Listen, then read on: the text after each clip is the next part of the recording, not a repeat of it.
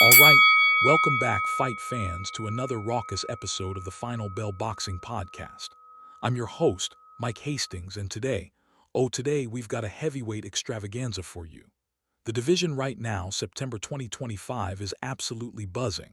And if you're not already part of the Final Bell family, go ahead, hit that like button, subscribe, turn on notifications, do the whole thing.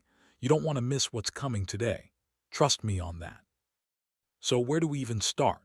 Heavyweight boxing has been in this wild, chaotic, yet somehow thrilling state over the last 12 months.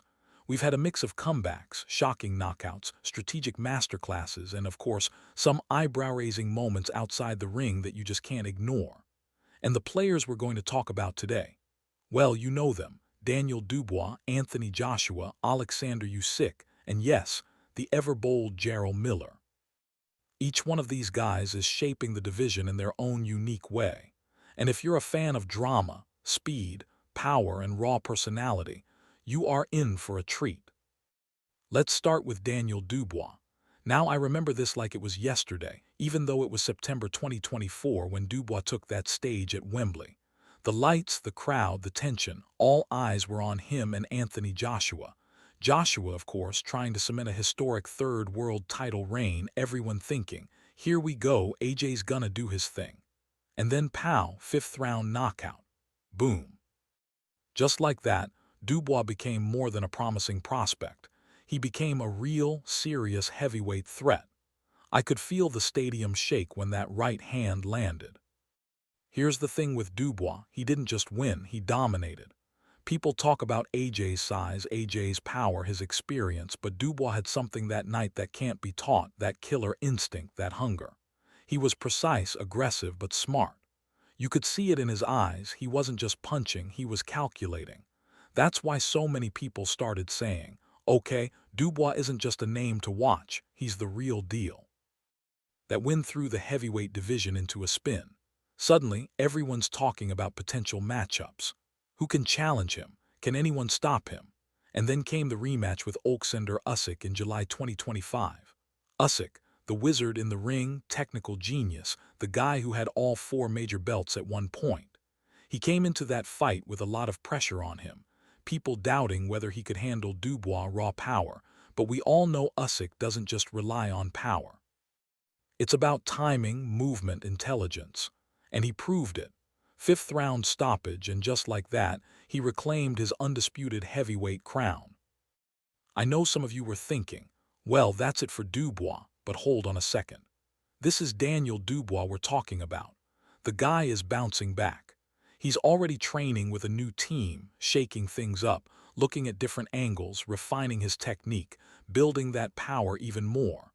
The man has fire in his belly, and I wouldn't bet against him coming back stronger than ever. This is what makes the heavyweight division so exciting.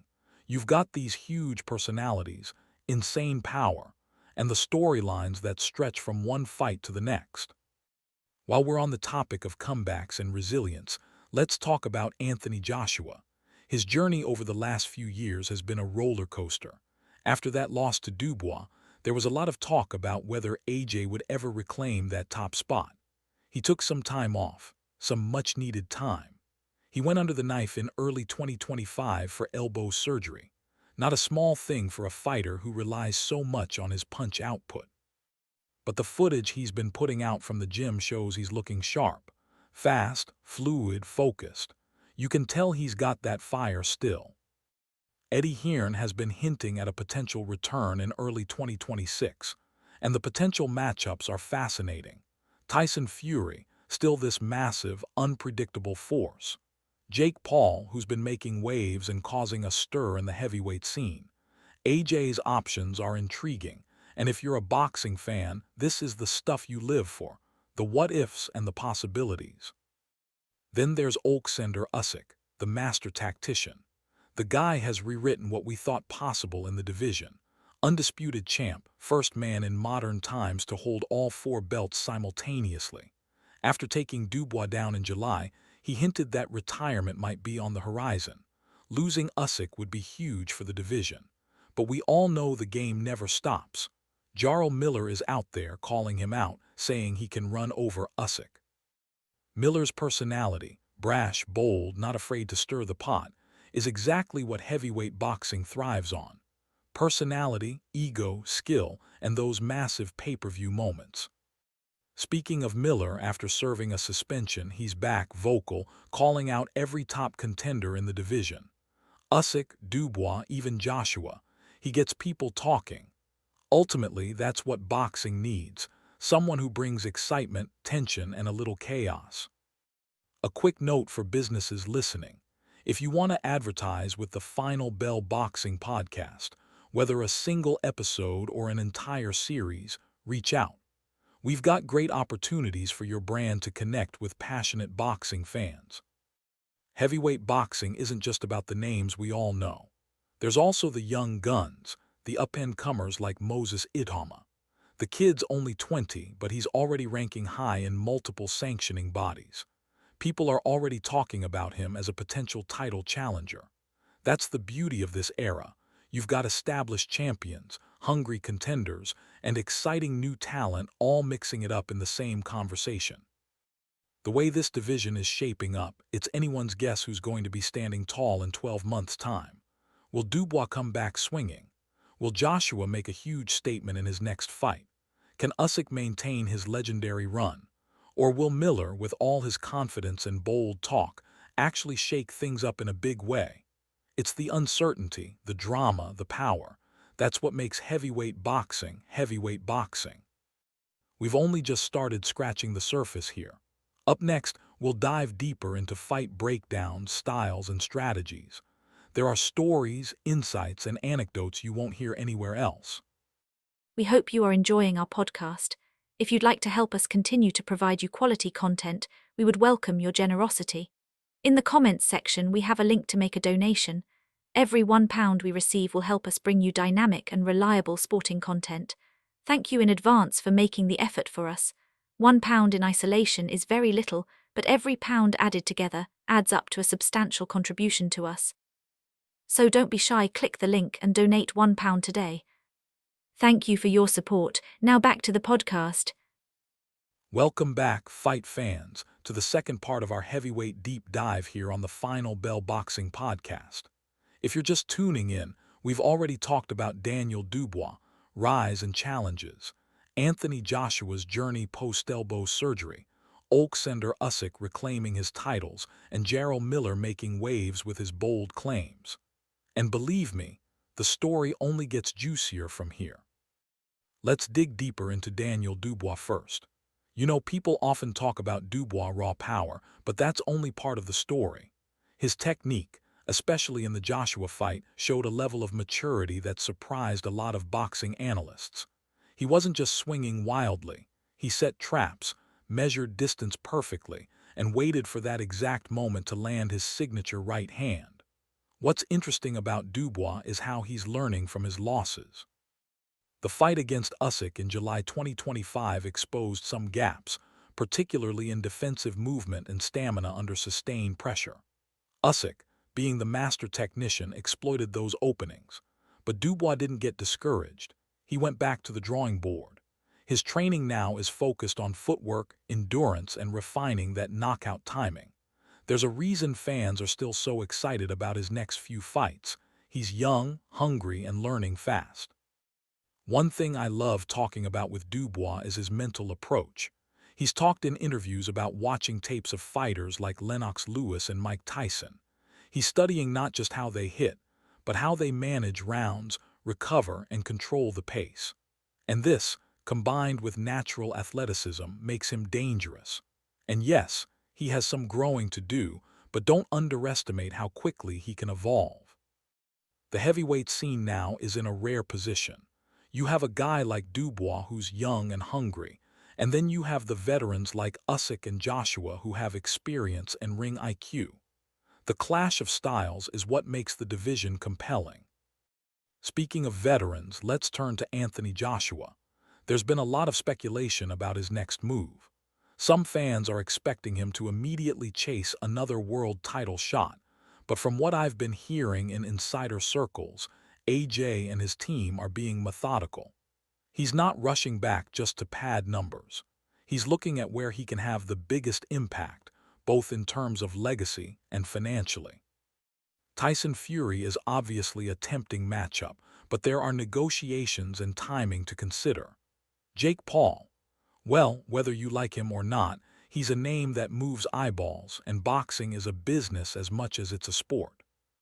Now, let's talk about what Joshua has been doing in the gym.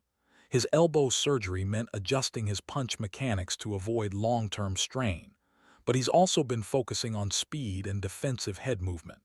For a heavyweight, this is huge. A lot of critics said he relies too much on size and power, but AJ's evolution is proving that he's aware of his weaknesses and actively improving them. And from the clips that have leaked, he's looking tight, quick, and sharp, something that could make his next comeback a statement. And that's what makes Usyk so interesting in this mix. The Ukrainian is basically the blueprint for technical excellence at heavyweight. People often underestimate his ability to make bigger men miss, but that's exactly what makes him so dangerous. His fight IQ is off the charts. Against Dubois, he didn't just rely on movement. He predicted punches, exploited angles, and applied pressure strategically. That fifth-round stoppage wasn't just about power. It was about intelligence, patience, and precision. Usyk's ability to adapt mid-fight is what separates him from most of the division, and even if he's thinking about retirement, you know the man loves competition. As long as he's in the ring, he's going to be a factor. Jarrell Miller, on the other hand, is almost the wild card of this era. The guy is brash, loud, and unapologetically confident. He's calling out every top contender, challenging anyone who will listen. And while some dismiss him as hype, you have to recognize that he brings something unique to the table: unpredictability. His return from suspension has been met with skepticism, but he's training hard, and his physical tools are undeniable.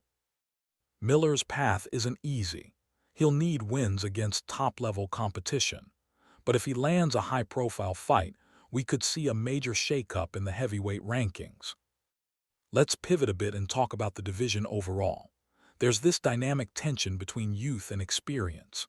Dubois represents the hungry, rising star, Joshua the experienced, calculated veteran, Usyk the technical genius, and Miller the wildcard provocateur. Add in the up-and-comers like Moses Itauma and you've got a landscape full of intrigue. Every fight has multiple layers: power, strategy, legacy, and the unpredictable human element.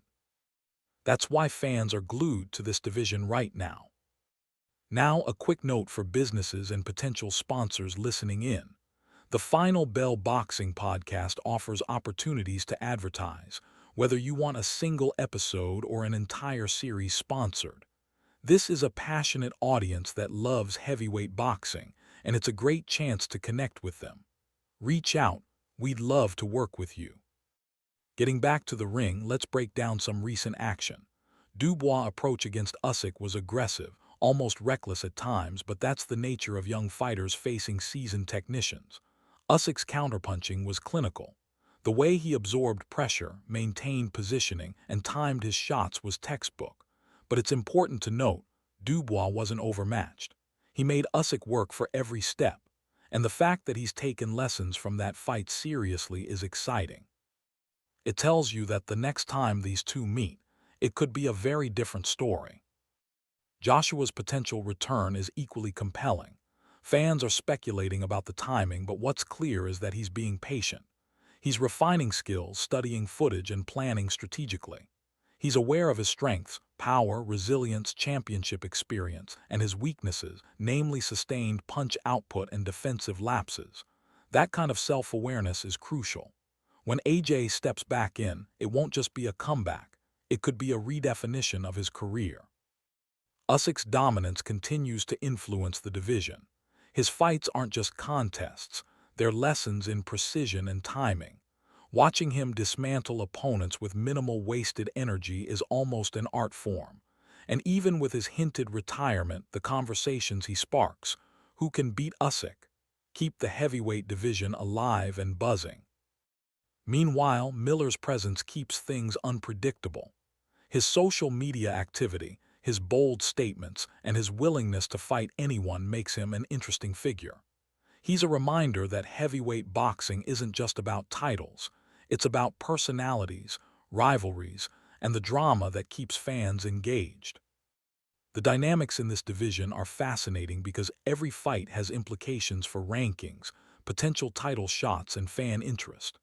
You've got Dubois evolving, Joshua strategizing, Usyk perfecting his craft, and Miller stirring the pot. Add in the younger prospects, and suddenly you realize how interconnected all these storylines are. Every win, every loss, every highlight reel knockout sends ripples through the division. And let's not forget the fans.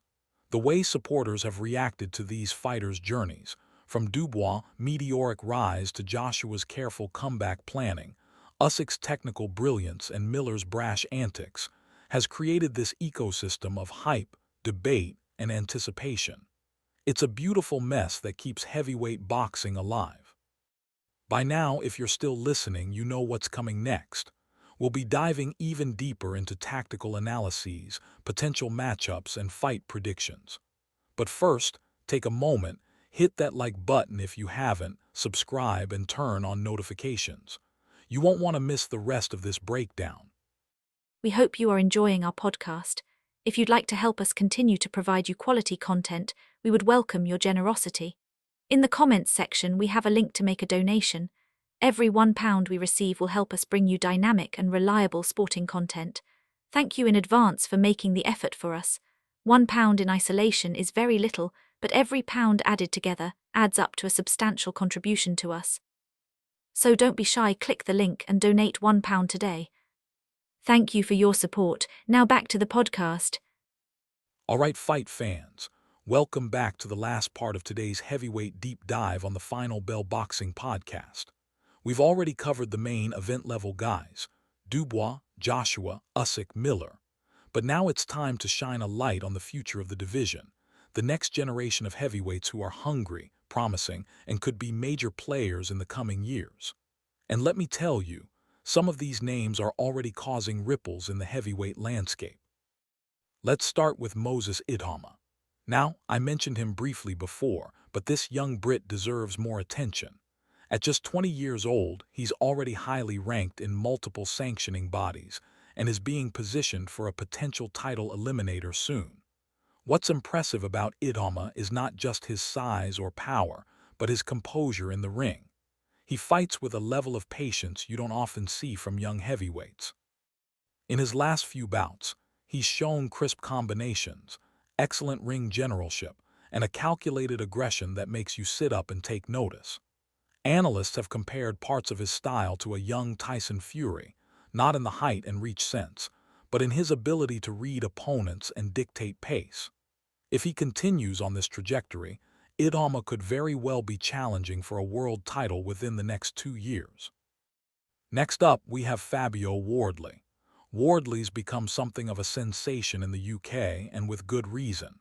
Standing at 66, with natural heavy-hitting ability, he's built for the big stage. What impresses me most about Wardley is his adaptability. He can switch stances effectively. He's not just a one-trick puncher, and he's starting to show tactical nuance in his bouts. Fans are already buzzing about a potential matchup between him and Dubois in the near future, and that fight would be a test of power versus strategy. Wardley also has an interesting backstory. He came from a rough upbringing and has credited his discipline and focus to boxing saving his life. That narrative alone gives him extra weight in the eyes of fans and promoters alike. Now let's talk about Richard Ryakpour. Ryakpour has quietly been climbing the rankings, and while he hasn't had the same media attention as Dubois or Joshua, he's a serious talent. He's got power in both hands, solid fundamentals, and an unrelenting work ethic. His knockout of Volodymyr Kravets in 2024 really put him on the radar internationally. What makes Ryakpour interesting is his resilience. He's faced tough opponents, dealt with injuries, and keeps coming back stronger. If he continues to develop, he could become the kind of gatekeeper or even contender that separates prospects from elite fighters. Across the pond in the US, we've got Jermaine Franklin, a name fans should keep an eye on. Franklin has an aggressive style, solid chin, and real crowd-pleasing power. He's had some close fights against ranked opponents, and there's chatter about him stepping into bigger matchups in 2026. What makes Franklin compelling is his willingness to fight anyone, which is rare in the modern heavyweight scene. Promoters love that because he can create fights that fans actually want to watch, and that's essential for the division to stay exciting. Another name worth noting is Robert Helenius. The Finnish heavyweight has been around for a while, but he's had a resurgence recently. Helenius has tremendous reach, experience, and a big right hand that can end fights instantly. He's now positioning himself for high-profile eliminators in Europe, and if he lands a win against someone like Franklin or Ryakpour, we could see him back in world title discussions. His journey is a reminder that heavyweights mature later than lighter divisions, and a veteran can always re-emerge and shake things up. We also can't ignore the emergence of Filip Hrgovic. Hrgovic has been touted as one of the most technically skilled prospects from Europe. He's got size, excellent fundamentals, and an amateur pedigree that includes a bronze medal at the Olympics. Hrgovic has been talking about targeting top-tier heavyweights, and a clash with Dubois or Wardley could happen sooner rather than later. His style is less flashy but very effective. Punches land where they count, and he has excellent defensive awareness. Then there's Michael Hunter, another American heavyweight who combines technical skill with solid power. Hunter's pace, body punching, and patience make him a tricky opponent for almost anyone in the division. He's been overlooked by casual fans, but serious observers know his potential to upset the established names. A strategic matchup between Hunter and a rising star like Ryakpour could be a defining fight for the next wave of contenders. And let's not forget about Dillian Whyte, who is technically a veteran at this point but still relevant. He's had his ups and downs, but his fights are always entertaining. Whyte's experience makes him a valuable test for any rising prospect. Think of him as the bridge between the established elite and the hungry newcomers. A win over Whyte could solidify a prospect as a legitimate contender in the eyes of fans and sanctioning bodies alike. One thing that stands out when looking at all these prospects is how deep the heavyweight division has become outside the top names. You've got a spectrum of fighters with different styles. The tall, rangy tacticians like Hrgovic, the aggressive, crowd-pleasing power punchers like Franklin, the disciplined, calculated youngsters like Itauma, and the versatile, adaptable types like Wardley. And that variety makes for some fascinating potential matchups. Imagine Wardley versus Franklin, power against power, or Hrgovic versus Itauma, technical brilliance versus patience and poise. There's a lot to look forward to. Also, it's worth noting that many of these prospects are already attracting attention from promoters who want to create big fights. The Final Bell Boxing podcast has been following negotiations closely, and the chatter around upcoming European and North American eliminators suggests some of these fighters could step into the spotlight as early as the next 12 months. Fans should pay attention, because these fights could reshape the hierarchy of the heavyweight division even before some of the bigger stars return to the ring. And this is where strategy, matchmaking, and timing become just as important as punching power.